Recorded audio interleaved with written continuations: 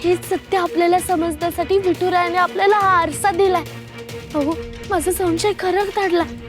बाबाजीच माझं खोटं रूप घेऊन सगळं वाईट काम करत होते, पण आळ मात्र माझ्यावर येत होता। मग लोकांची फसगत तर होणारच ना। अहो, मी खोट्या सखूचा पाठलाग करत गावापर्यंत गेले, पण ती मध्येच नाहीशी झाली हो।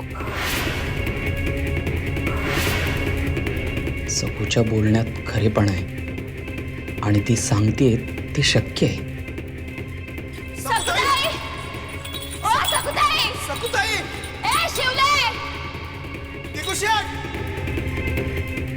शंकर जागले?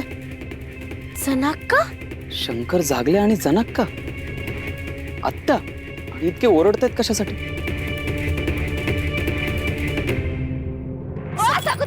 सकुताई!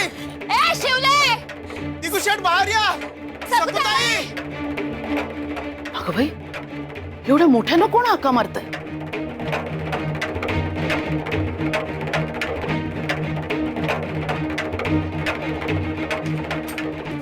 रमाई, रमाई, अगं काय हे? कोण हाका मारतं इतक्या रात्री? जनीचा आवाज वाटतोय। मी बघते। एक क्षण जीवाला शांतता नाही ग, पण तू अजिबात बाहेर येऊ नकोस। तू तुझ्या खोलीत जा। शंभू बाळ एकटंच आहे ना? जा, मी बघते। जा तू।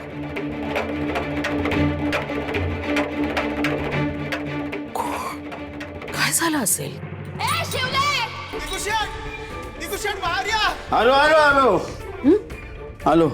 हो, तुम्ही झोपेतच काय आलो आलो करताय? बाहेर जायच्या आधी बघायला नको का कोण हाक मारताय ते? हो, तेही आहेच म्हणा, बघतो। बघतो काय आणि कशाला? तो तिघू आहे ना, तो बघेल। झोपा तुम्ही। भाऊजी, हा, अहो बाहेर कोणीतरी हाका मारतंय, बघायला हवं। बाहेर या तुम्ही। आता जावंच लागणार ग। मामाय हाक मारते, बघतो। थांब। आलो आलो। अहो अहो, पण अरे देवा, आता काय नवीन संकट आणून ठेवलंय काय माहिती? सकुताई! सकुताई! सकुताई! दिगुशेट बाहेर या! काय झालंय? तुम्ही काय एवढ्या मध्यरात्री इथे आलात आणि एवढ्या मोठ्यानं हाका का मारताय? काय झालंय काय? आधी सकुताईसने बाहेर बोलवा। सकुताई! आणि बरोबर माझ्या शिवलीला बी बोलवा। सकुताई तिला घेऊन आले आहेत। मला नाही विचारता सकुताई तिला इथं घेऊन आले आहेत। तिला बोलवा ना।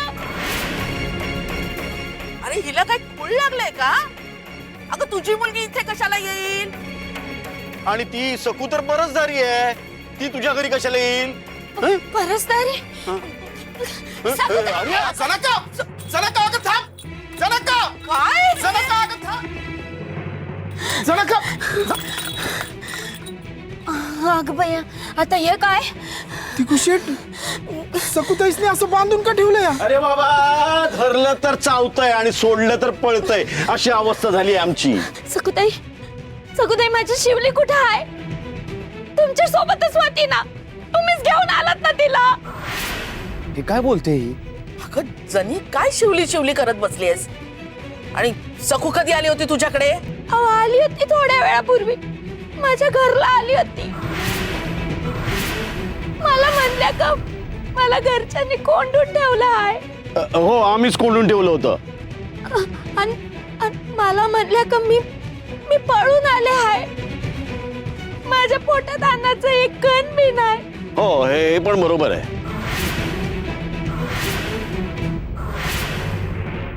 म्हणून मी त्यांच्यासाठी भाकर करायला गेले होते। आणि माझी लहानगी शिवली आणि त्या बाहेर बोलत बसल्या होत्या हो। आणि थोड्या आणि त्यांचा आवाज येईनासा झाला, म्हणून मी बाहेर बघायला आले तर दोघी बी नव्हत्या। माझी शिवली कुठे आहे? बोला ना, कुठे आहे? जनाका, तू धीर धर जरा। आता रडू नकस। हे बघ, काहीतरी मोठी गडबड आहे। सकुताई तरी इथं घरात आहेत, त्यासने बांधून ठेवलं या। मग त्या तुझ्या घराकडे कशा येतील? हा अरे म्हणजे सकू बाहेर गेली होती मध्ये, म्हणजे गावातच गेली असणार आणि ती बाहेरून आत येताना आम्ही बघितलं ना, म्हणून तर दिगूने तिला बांधून ठेवली.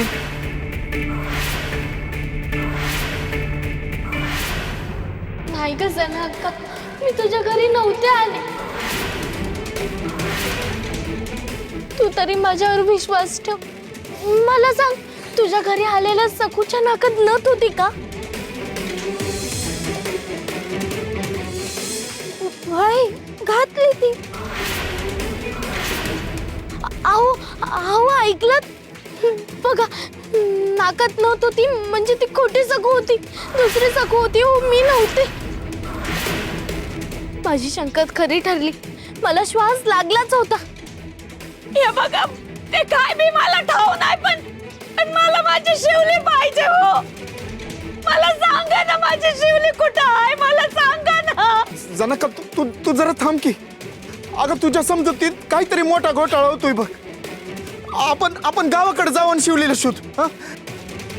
अगं ऐक ग, सकुताई टुरायच्या बघताय त्या अशा खोटं बोलणार नाही. तू तुझ्या डोळ्याने बघ, ते इथंच आहेत. त्यांना इथं बांधून ठेवलंय. तर तुझ्या घराकडे कशा येतात? आपण गावाकडे जाऊ. गावातलं समजा माणसाच म्या गोळा करतो. आपण गावात शोधू शिवलेला.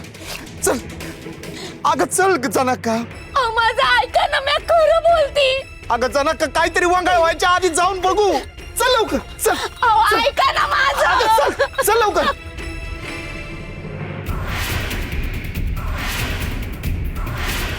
अहो तुम्ही सगळे माझ्याकडे असं का बघताय? मी खरंच काही नाही केलं. हो ते सगळं खोटं सकून केलंय. मी जनकाच्या घरी नव्हते गेले. अगं चेटके, फार भयंकर आहेस ग तू. आता काय लोकांच्या निष्पाप आणि निरागस मुलांना सुद्धा पळवणार का तू? ए बये, तुझ्या लक्षात येत आहे का हा, ह्या सगळ्या गोष्टींचे परिणाम किती भयानक होतील ते? गाव जर पेटलं ना तर आपल्या सगळ्यांना जिवंत जाळून टाकतील ते. चेटकीण आपल्या मुळावरच आली आहे. मी असं का करे? हे सगळं ती खोटी सकू करते. हो मी नाही करत आहे. बाबाजी हे सगळं खोटं सकूचं रूप घेऊन करतायत. गप्प बस. एका पाठोपाठ एक खोटं बोलतेस तू सकू. सांगतेस एक आणि घडतंय भलतच. आता तुझ्यावर कसा विश्वास सांग ना. आम्ही तुला कोंडून ठेवलं होतं ना, पण तू बाहेर पडलीस. सांगितलंस की दुसऱ्या सकूचा पाठलाग करायला गेली होतीस. पण आता काय कळतंय, तू जनकाकडे गेली होतीस आणि तिच्या मुलीला घेऊन पळालीस तू. अगं तू आत खोलीतच राहिली असतीस आणि कुठेही काही घडलं असतं ना सकू, तर मी ठामपणे तुझ्या पाठीशी उभा राहिलो असतो. काल तू घरातच होतीस आणि गावात काहीही वाईट घडलं नाही.